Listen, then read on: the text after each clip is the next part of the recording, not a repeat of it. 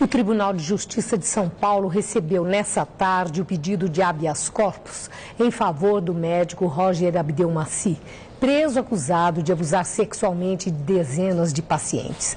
Nós agora vamos até a delegacia onde o médico está preso para as informações da repórter Carla Rodeiro. Boa noite, Carla. A decisão da Justiça sobre esse pedido sai ainda hoje? Não, hoje não mais, Maria Lídia. Boa noite. O processo já foi distribuído, mas ainda não chegou às mãos do relator designado, que é o desembargador Raul Almeida. Esse pedido de habeas corpus deve ser julgado amanhã. O Tribunal de Justiça explicou que há prioridade porque o réu está preso e é idoso. Roger Abdelmaci tem 65 anos. O advogado dele diz que o médico preenche os requisitos legais para ter o direito de responder ao processo em liberdade. Roger Abdelmaci é acusado de abusar de pacientes durante o atendimento. Foi nesta delegacia, na zona norte de São Paulo, que o Dr. Roger Abdelmaci passou a noite. Aqui ficam os presos com diploma de nível superior. Ele chegou na tarde de ontem, depois de ser preso por volta das 3 da tarde, na própria clínica no Jardim América, zona sul da cidade.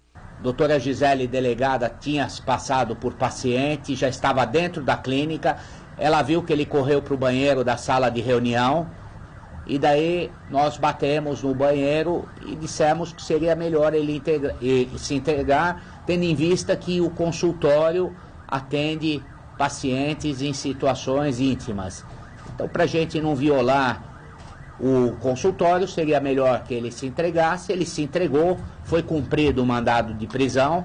A prisão preventiva foi decretada pela Justiça depois que o juiz Bruno Paes Stranforini acatou a denúncia do Ministério Público de São Paulo. A promotoria colheu depoimentos de cerca de 70 mulheres, quase todas ex-pacientes de Dr. Roger. O processo criminal foi aberto sustentado por 56 dessas denúncias, de que o médico teria abusado sexualmente das ex-pacientes. Desde o início das investigações, Dr. Roger nega todas as acusações. Em todas as oportunidades, ele nega taxativamente a autoria. 53, não tentativa, 53 atentados ao pudor e estupro que não consta o número de estupros.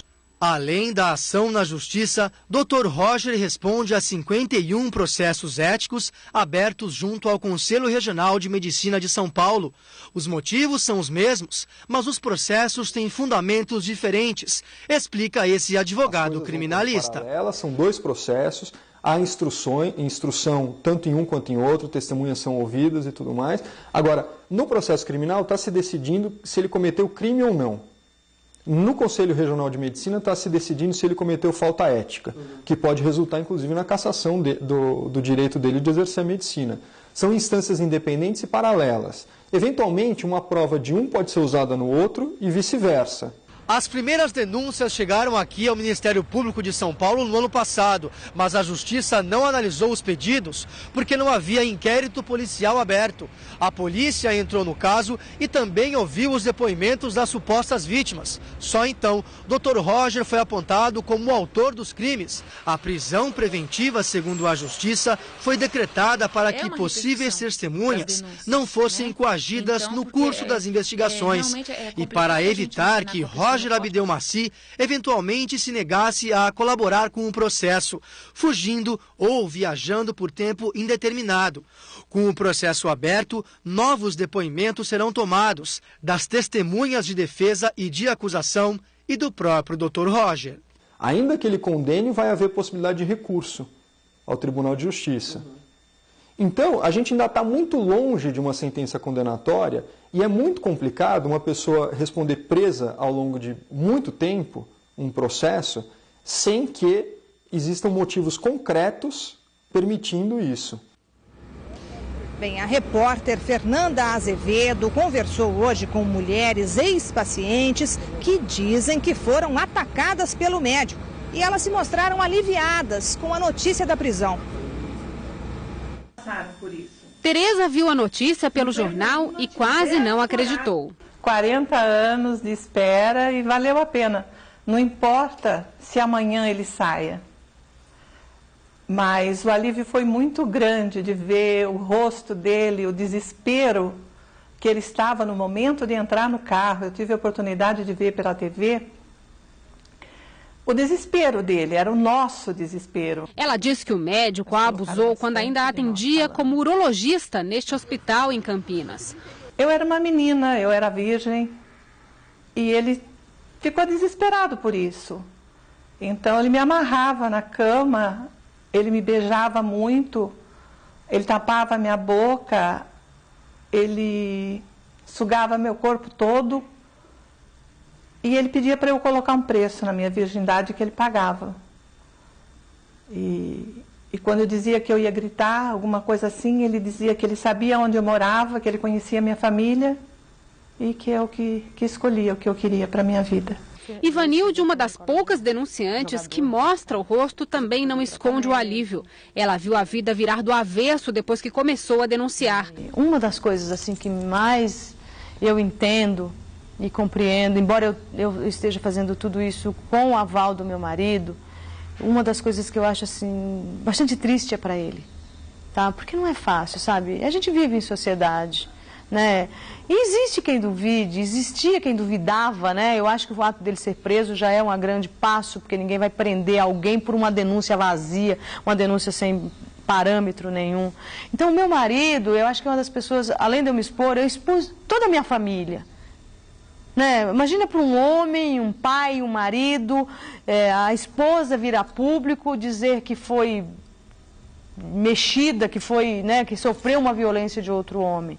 Há um ano e meio, o Ministério Público e a polícia têm recebido dezenas de denúncias de mulheres de diferentes estados brasileiros, mas com histórias bem parecidas. Elas relatam que eram abordadas pelo médico durante procedimentos no consultório, sozinhas e muitas delas ainda anestesiadas.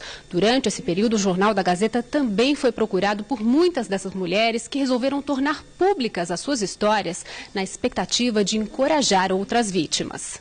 O que aconteceu foi que é um procedimento longo, né, duradouro, você toma bastante hormônio, é um tratamento doloroso e tem uma fase desse tratamento onde você é sedada.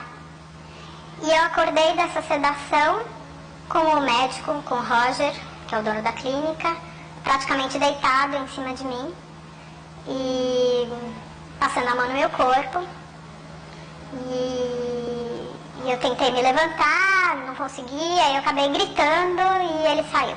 Em junho deste ano, Roger Abdelmaci foi indiciado por estupro e atentado violento ao pudor.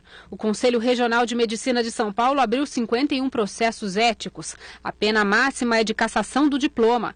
Roger Abdelmaci se tornou um dos maiores especialistas em reprodução humana do Brasil e ganhou notoriedade por adotar procedimentos polêmicos, como a escolha do sexo do bebê. O médico foi responsável pelo nascimento de mais de 7.000 bebês, entre eles filhos de celebridades como o jogador Pelé, o apresentador Gugu Liberato e o ex-presidente Fernando Collor de Mello. Bem, nesta delegacia para presos com nível superior, o médico ocupa uma cela individual com banheiro. Mas durante o dia tem acesso a uma área de convivência onde pode manter contato com os outros presos. Neste momento, 5 homens estão aqui presos além dele. Mas segundo os carcereiros, o Roger Abdelmaci preferiu se manter dentro da cela lendo. Ele não recebeu visitas, apenas conversou com o advogado hoje durante meia hora. Mesmo porque as visitas só são permitidas às sextas-feiras. Ontem à noite, o motorista do médico trouxe até a delegacia algumas roupas e também frutas. Maria Lídia. Carla, nesse caso do Dr. Roger Abdelmaci, acontece uma situação nova no Brasil. As mulheres passaram a ter a coragem de denunciar. Antes, as mulheres temiam ir até a uma delegacia especial para a mulher para fazer o registro com uma delegada e ficar tudo ali em sigilo. Agora as mulheres têm coragem de chegar numa televisão, numa rádio, de falar para a população exatamente pela consciência que elas têm, que o problema delas pode ser o problema de outras pessoas também. E isso era uma luta do feminismo, é um avanço, é uma conquista, a conquista de denunciar e de não ser cúmplice da impunidade que muita gente no nosso país ainda fica diante de crimes, de abusos, de transgressões. Obrigada, Carla, até já. E cresce